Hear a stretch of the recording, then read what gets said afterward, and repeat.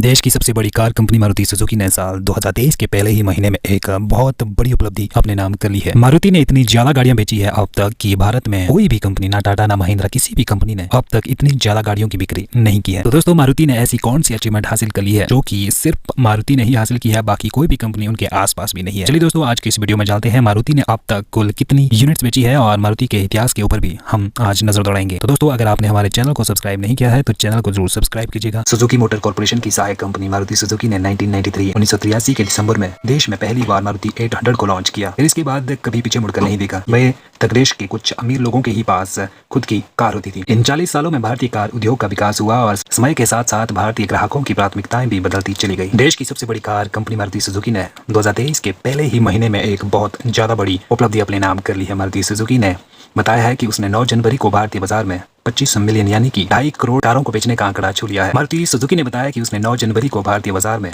25 million यानी कि 2.5 करोड़ कारें बेचने का आंकड़ा छू लिया है, जो कि एक बहुत ही बड़ा आंकड़ा है और ये देश में किसी भी कार निर्माता द्वारा बेचे गए वाहनों की अब तक की सबसे बड़ी संख्या है। कार निर्माता ने देश में 1983 में अपना बिजनेस शुरू किया। एक अनुमान के मुताबिक देश में अब तक मौजूद कुल पैसेंजर कारों की संख्या करीब 7 करोड़ है और इस हिसाब से हर तीसरी कार मारुति सुजुकी इंडिया की ही है। मारुति की यह उपलब्धि बहुत ही बड़ी है और मारुति इंडिया ने भारत की कार मार्केट का रुख बदल कर रख दिया है। एक समय मारुति का भारतीय कार मार्केट में पूरी तरह से दबदबा था और अब वर्तमान में ये दबदबा धीरे धीरे कम होता जा रहा है। एक समय भारतीय बाजार में मारुति का 50% तक का मार्केट शेयर था, जो अब लगातार कम होता जा रहा है और अभी मारुति सुजुकी ने 2006 में भारत में 50 लाख कारें बेचने का आंकड़ा पार कर लिया था। तब तक कंपनी सिर्फ वैगनआर, स्विफ्ट और ऑल्टो जैसे मॉडल बेचती थी, लेकिन इसके बाद कंपनी ने बाजार में नए नए मॉडल बेचने शुरू कर दिए। 2010 के अगस्त तक कंपनी सीएनजी तकनीक को पेश करने वाली देश की पहली कंपनियों में से एक बन गई थी। सीएनजी किट की बढ़ती लोकप्रियता, छोटे और किफायती विकल्पों की वजह से कंपनी ने 2012 की फरवरी तक 1 करोड़ कार बेचने का रिकॉर्ड बना दिया था। यह आंकड़ा 2019 के जुलाई तक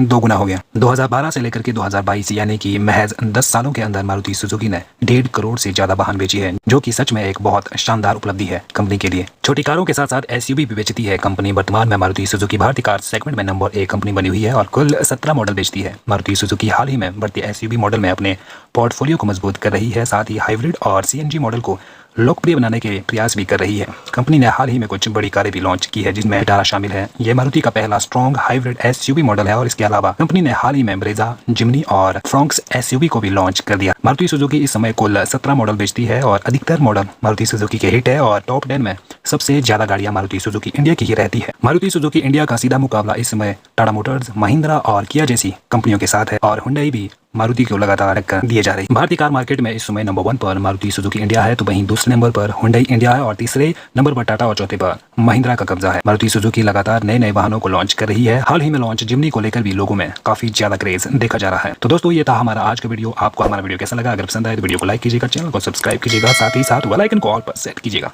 आपका दिन शुभ रहे। जय हिंद, वंदे मातरम।